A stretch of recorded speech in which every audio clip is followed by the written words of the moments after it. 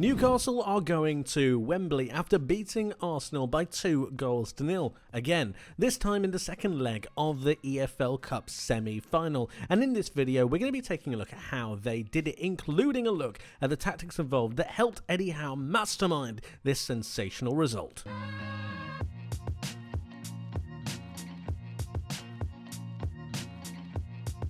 In taking a 2-0 lead into this tie, Newcastle had a very interesting decision to make. Do they go for another goal and try to capitalise on their 2-0 advantage that they've already got? Or do they B, try to consolidate what they have and hold on against Arsenal for 90 minutes? The balance, of course, was in between the two, and it was that balance that I think Eddie Howe found with his 3-4-3 system. A lot of pundits and people have looked at this and said that Newcastle have done a remarkable job to transform themselves into a side that can comfortably play a back five.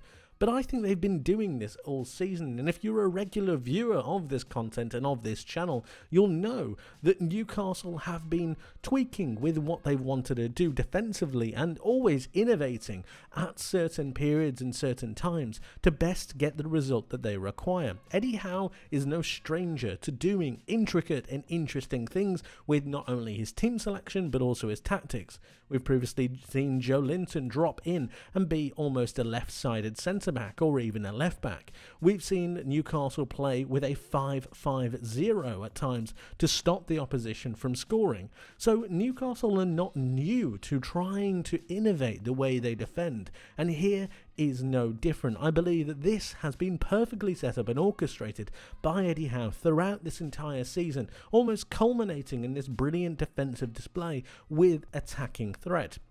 Allow me to explain what I mean.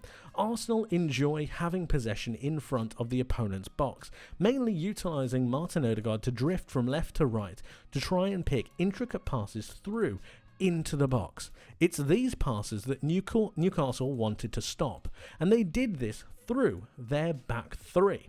And it is a back three because of the attacking intent of Lewis Hall and Kieran Trippier. While Trippier had played a little bit more of a defensive role, Hall pushed on continuously to try and gain some width for the side.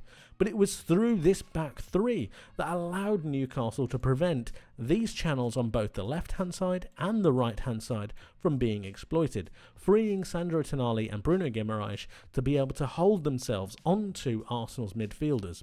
The condensing of space between the midfield and the back line allowed Newcastle to make sure that those lines were not able to be exploited, and all of a sudden you saw Arsenal try to go out wide, try to go back, and they started to run out of ideas pretty quickly.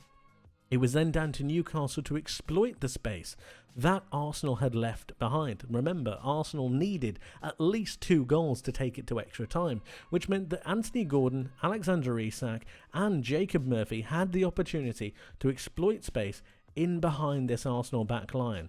Although Arsenal had the dominating amount of possession, I believe that Newcastle dominated the game through their defensive play, through their organisation, their structure and their aggressiveness off of the ball. This allowed them to dictate the tempo of the match and inevitably get themselves on top. But all they needed then was a goal. And that is exactly what they got right here. Alexander Isak, in my mind, is one of the best strikers in the world, let alone the Premier League, and I think that is shown perfectly right here. Here we have a goal kick. It's being played over towards this Arsenal backline, and Alexander Isak is going to have a bit of a scuffle with William Saliba. As it goes through, you've got Alexander Isak pinning himself onto William Saliba as they try to go for the ball. This is all fine, but what then happens is this. This touch right here, I believe in this build-up there are 2 touches that are world class. I mean completely world class. And by that I mean there are only a few, perhaps a handful of players that are able to do this in the motion with the determination and with the intent that Alexander Isak does. So as this ball is coming down, he puts his foot up. It's not to try and just flick the ball on. No, he's aware of what he's doing and he wants to play a pass into Anthony Gordon. But that's not really the impressive thing. The impressive thing is this touch. Under pressure, with William Saliba, one of the most imposing defenders in the Premier League currently, Alexander Isak is able to get the right-hand side of his boot onto this ball to make it spin in a way that lands itself towards Anthony Gordon, who is here. He drops in, the ball comes here, and it gets taken up, and it allows Alexander Isak to spin, and you'll see this in just a second. Look at this. We're going to take it back, but look at this. He spins immediately. He looks round at the ball because that's what he wants to do. It's so impressive. This touch is world class. Honestly, guys, it's absolutely phenomenal. And then once he plays this, he then spins. And he then drives. And remember that space that I told you about in behind this Arsenal back line. Look how high this Arsenal line are pushed up. This is Thomas Partey. William Saliba's gone in to go and try to win the ball back. And Alexander Isak has now spun him. Now it's danger time for Arsenal because Anthony Gordon's going to pick this up. He's going to play it round the corner towards Alexander Isak. And then it's game on. Once he plays that pass and he makes that run, look at the space that's involved. Gabriel can't get there because of the positioning of Jacob Murphy. You've now got Alexander Isak running towards goal.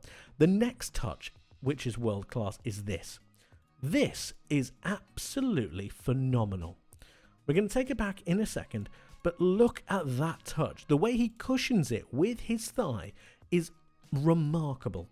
Honestly, he takes that and it allows him to bring it under control and still maintain his run. If he slows down an instant, you've given Arsenal, Saliba and Gabriel the opportunity to come and recover. The fact that he takes it on the run, he cushions it down, it allows him to get his run off, his motion off and get a shot off. It just so happens that it hits the post and then comes back out. But what have you got? You've got your right-handed player, your right-sided winger in Jacob Murphy willing to follow it up. He's there, he's ready, he's anticipating, and it just so happens he gets that little bit of luck off of the post to finish the goal. But honestly, Alexander Isak is so good. And he was honestly the difference in this particular scenario. He was absolutely phenomenal. Look at the face on Jacob Murphy. He's so happy. But Alexander Isak was brilliant there. Taking nothing away from Jacob Murphy, he thoroughly deserves it because it needed to be finished. It needed to be there, and he anticipated it. But that goal was absolutely brilliant. It was brilliant build-up from Isak. And here's where it gets really good, and this is why I think Eddie Howe pulled off a masterclass. This is why I think Newcastle pulled off a masterclass here. If you're Newcastle and you're defending, you cannot be defending on the edge of your penalty area the entire time. You need a new set of plans. You need to stop Arsenal, and you need to stop Arsenal through two areas. First one is stopping their midfield. You need to stop this from working. If you stop this from working, you've got one more avenue to work on, and that's their progression from out the back. If you allow Arsenal to play out from the back and then start to lose some players in that progression, you're always going to be a man or a couple of men down, and then it starts to get a little bit hairy.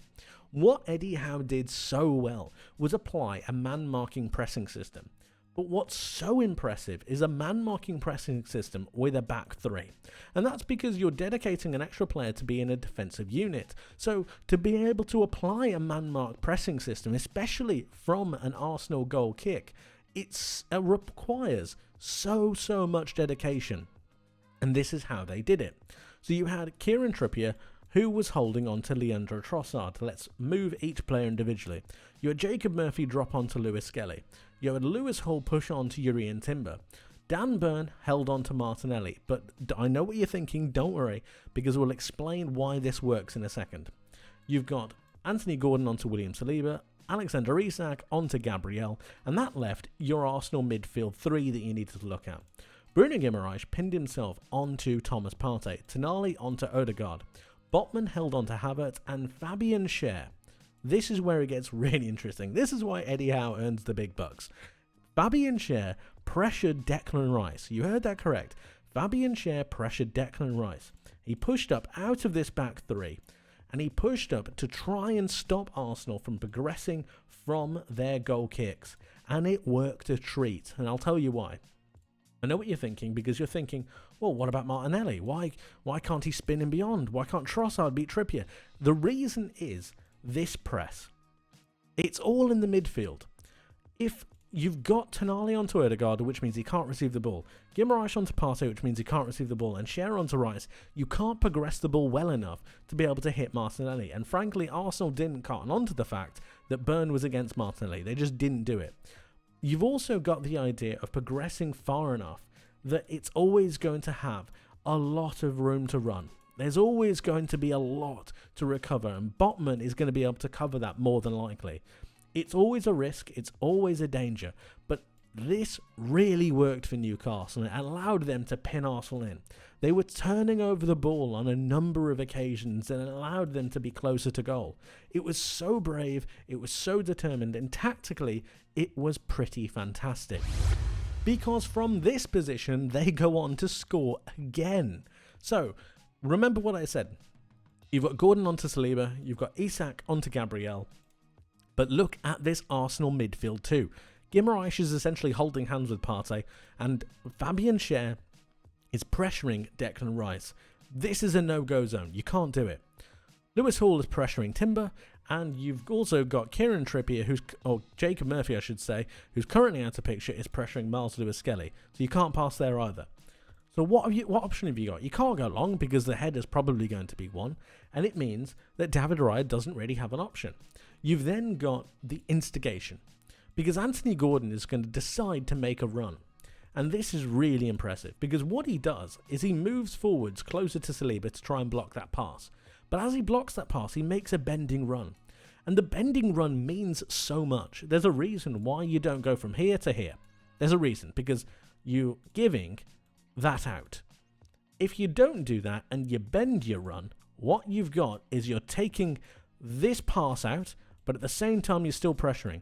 And that's exactly what Anthony Gordon does so well. Look at him. He bends his run, and it means that David Raya can't pass here. That's a no-go. He can't pass here. He can't pass here, even though he does later. He can't pass here, and it just has no out. So when he gets pressured, he needs to get rid of the ball. As he gets rid of the ball, he passes it over to Declan Rice. That activates Fabian Schär, who's been marking this position the entire time during the match. He gets his foot onto the ball and it recycles out towards Anthony Gordon, who has just been pressuring David Raya, and it's almost as if Eddie Howe had had it written down before it happened, because Anthony Gordon scores down into that bottom left corner. It was perfectly orchestrated by Newcastle, by Eddie Howe, and it was brilliantly taken by Anthony Gordon, who thoroughly deserves it for his work rate, and in fact all of the Newcastle players deserve it. They were absolutely sensational, and as I said, they're heading to Wembley. This was a tactical, brilliant masterclass from Eddie Howe at Newcastle. But of course, guys, let me know what you think in the comment section below. What did you make of the match? What did you make of the performances? And what did you make of Eddie Howe's tactical setup? Let me know your thoughts. I would love to hear from you. Thank you as much for watching. I hope you enjoyed. I hope you learned something new. And I hope to see you in the next one. But until then, my friends, take care.